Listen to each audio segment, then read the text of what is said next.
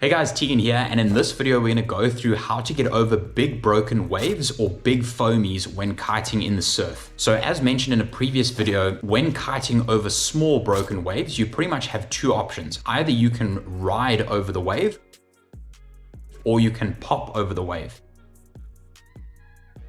Now with kiting in big surf and having to get over big foamies or big whitewaters, you really only have two options and you don't have the pop option because obviously you can't pop high enough to get over such a big foamy. So your two options are either to ride over that foamy or to simply jump over the foamy.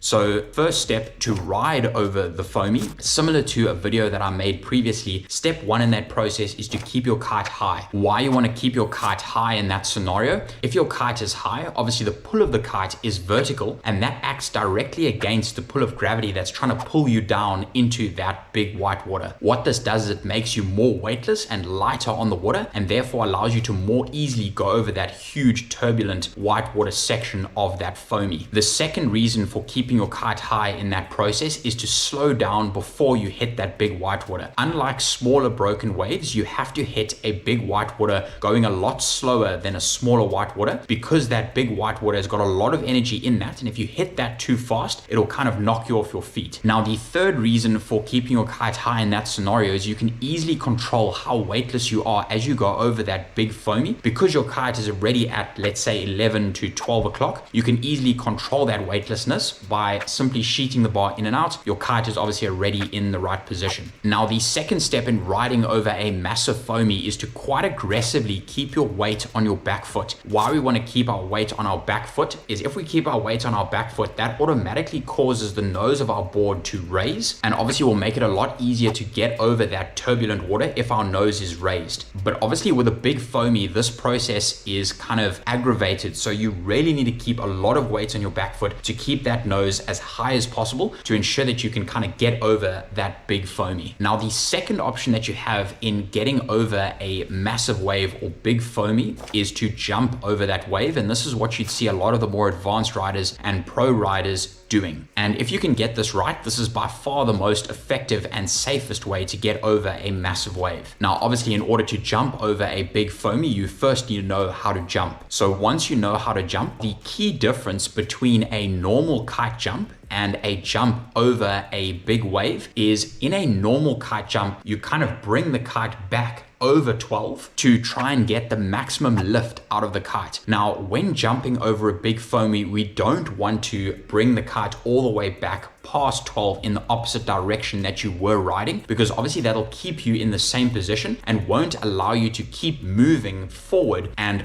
over that big foamy. So when you're trying to jump over a big foamy or a big wave, do the normal jump procedure, but keep your kite at about 11 o'clock. Let's say if you're riding to the left, keep your kite at about 11 o'clock. What that'll ensure is that you keep moving to the left as you are in the air, and that'll obviously ensure that you keep moving over that big wave and land on the other side of that big wave instead of landing on top of it when you come down.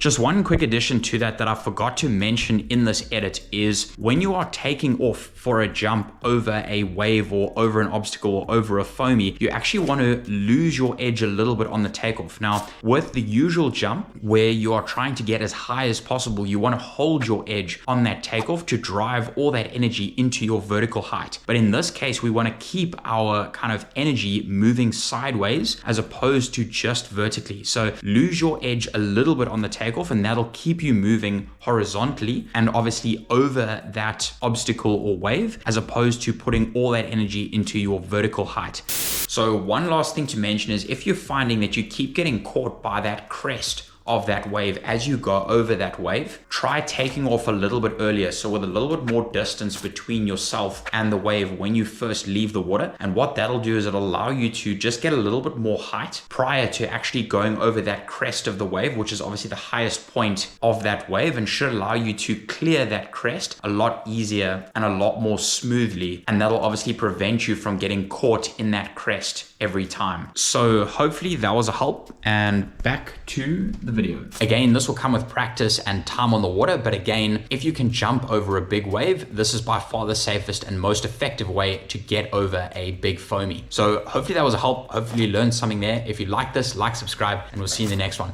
Bye for now.